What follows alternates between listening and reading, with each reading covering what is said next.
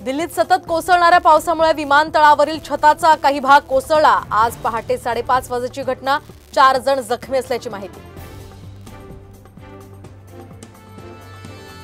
खासदार नारायण राणेंनी घेतली मंत्री नितीन गडकरींची भेट। मुंबई गोवा महामार्गाचं राहिलेलं काम गणपतीपर्यंत पूर्ण व्हावं यासाठी निवेदन।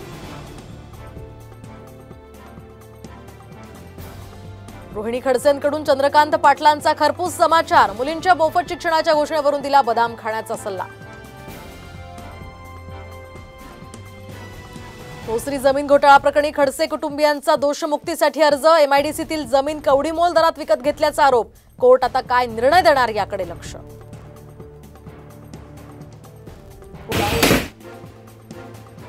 महापालिकेच्या ई बसेस आता 6 महिन्यांपासून धूळ खातच पडून मुख्यमंत्र्यांच्या हस्ते झालं होतं बसेसचं लोकार्पण। बसेस भंगारात विकण्याचा ठाकरे गटाचा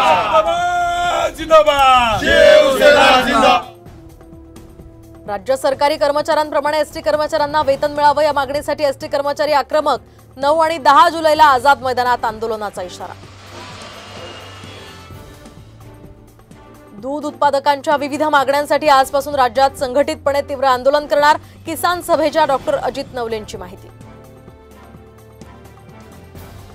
इंद्रायणी नदीतल्या वाढत्या प्रदूषणाकडे सरकारचं दुर्लक्ष। सरकारी उदासीनतेविरुद्ध छावा मराठा युवा संघटनेचं नदीपात्रात आंदोलन।